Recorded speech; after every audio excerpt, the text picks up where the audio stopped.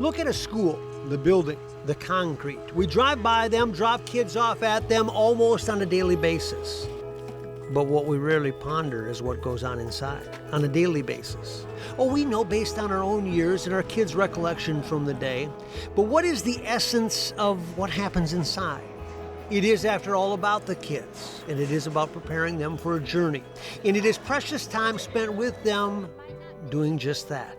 The challenge to create a trickle-down approach that starts with the administration is transferred to teachers and finally offered to students. There's a method being implemented in Princeton Public Schools that they want to change the dynamic of learning. As we are going to be going over all of these terms together as a class. The theory, teach the teachers a new way of teaching and measuring progress. Really starts with people wanting to transform their practice, to go from good to great. So when we look at a school system like Princeton, for example, that's all in, they're not broken. They've got great teaching going on, they've got great leadership, but the difference is they're all in it together. The mission is simple: create a better educational experience. There are graphs and terms like domains that tell the story of how the teachers are doing, how the students are doing. This is a game changer in my mind in education, because we haven't really done our own learning the way we should have all these years. And who's going to benefit from this? The students are benefiting. ESPY's goal is to get engagement from the teachers. When you ask people to take a new approach, there will be resistance. That was step one in this program.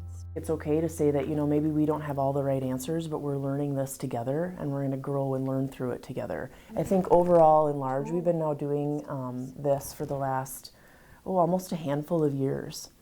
And what I appreciate about our staff is we have a growth mindset. When the staff engages, the hope is the kids pick up on the energy, the passion that can go with learning. Part of the key is to get in the trenches with the teachers. I try to go along with them, work side by side with them. In the demonstration schools, we had 3 trainings this year. I was in all the trainings. I worked side by side with the teachers to try to help them understand so they could see that this is something that not only helps them, but helps me, that helps our district, it helps our students. What becomes obvious is the focus. It has to be on the students if this will work. You have to walk into the classroom committed to reaching every one of them. Measurables help, but so too does a teacher that can connect before you ever get to the curriculum. Foundationally, first, you have to really care about students before you can go to where you're taking them to. Yep, you've just said it, it's foundational.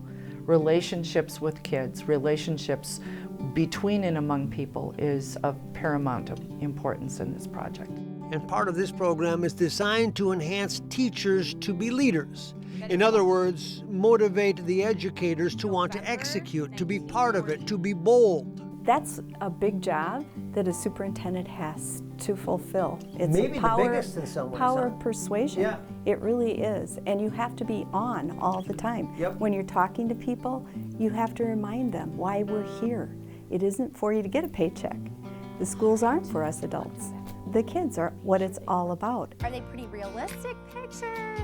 We need an open mind and a willingness to do something different, to see that we want to see our students grow, so that this is really aligning our standards with what resources we're using in the classroom and ensuring that all our students are meeting the standards. If you get the buy-in, you get the student body. If you get the student body, you change the school.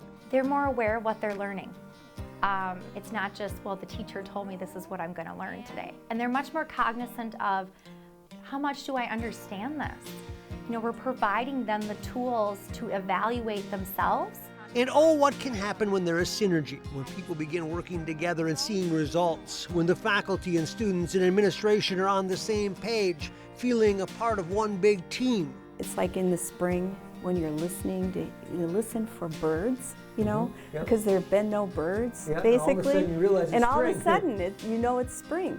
And that's kind of the way that it is here, is people, the chirping begins, and people share with each other, and people coach each other, and they have a common language talking about their job, their career. And it's motivating to anyone who wants to see their students do better. It's an opportunity for us to grow and improve in what we do in education. So teachers are always motivated to improve their craft, improve their skill, and we're in the business of helping kids. The reason they believe it can work? The people implementing it have a love for what they do. What I hope for you in life is that you love what you do. What a Because gift. It is, because number one, not everybody enjoys what they do. And number two, you don't really view it as work. And I can honestly say that that's how I feel. I don't view school as coming to a job. I view it as I get to go to school. I get to interact with students, the best part of my day.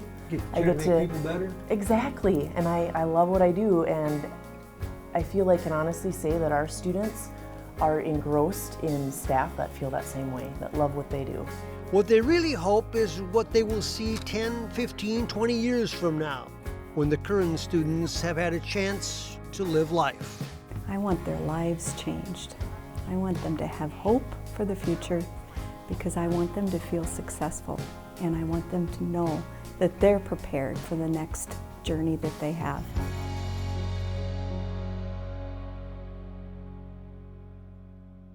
Life to the Max is brought to you by LifeTouch, photography for a lifetime.